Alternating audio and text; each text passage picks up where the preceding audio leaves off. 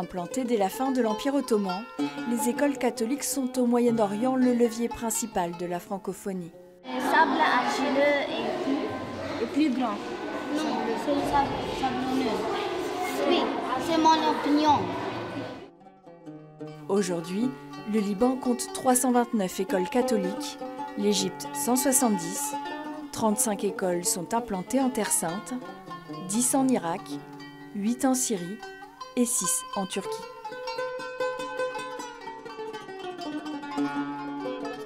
Des centaines de milliers d'enfants y apprennent le français, utilisé comme langue principale à l'école ou enseigné comme seconde ou troisième langue.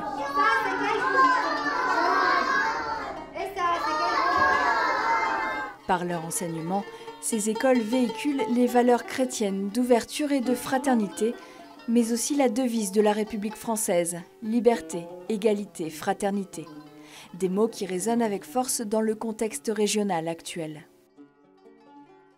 On essaye de les inciter à vraiment vivre ces valeurs, pas seulement au collège, mais chez eux, dans leur société, dans leur environnement. Ce n'est pas les mathématiques, les sciences, on peut les apprendre quand on veut, on peut ouvrir Internet, on peut chercher un prof.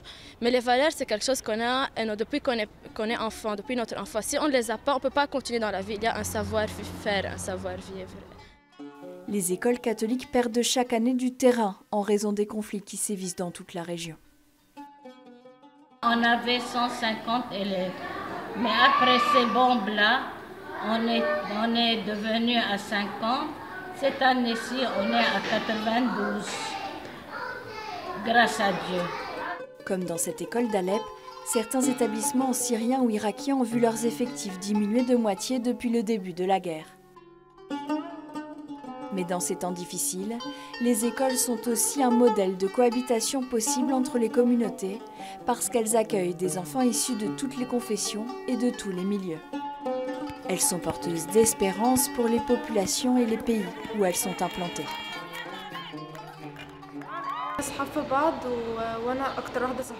On est tous amis. Ma meilleure amie est chrétienne. On ne fait pas la différence entre les chrétiens et les musulmans. Ce qu'on veut, nos étudiants, nos élèves, qu'ils aient une appartenance à leur société, à leur pays. Et c'est très important, comme ça on peut renforcer cette idée de travailler ensemble, d'apprendre ensemble. Depuis la chute de l'Empire ottoman, l'aide des États locaux ou même de la France est devenue trop insuffisante pour faire vivre ces établissements. Ce sont les communautés religieuses qui, par leur engagement et leur soutien financier, assurent la pérennité de ces écoles et offrent un enseignement de grande qualité. Soutenir les écoles catholiques francophones est donc un enjeu déterminant, à la fois pour le rayonnement de la France au Proche et au Moyen-Orient, mais aussi et surtout pour l'apprentissage de la paix et du vivre ensemble. Dessine-moi un rond.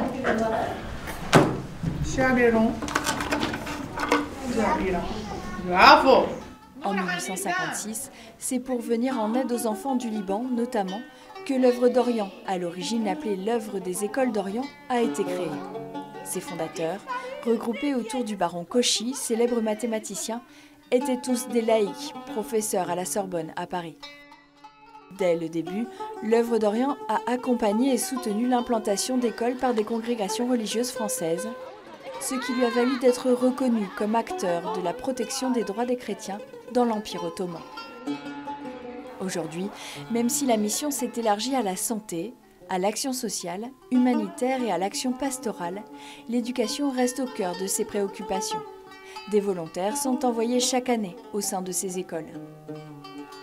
L'œuvre d'Orient apporte son soutien à plus de 400 communautés réparties dans 23 pays du Proche et Moyen-Orient.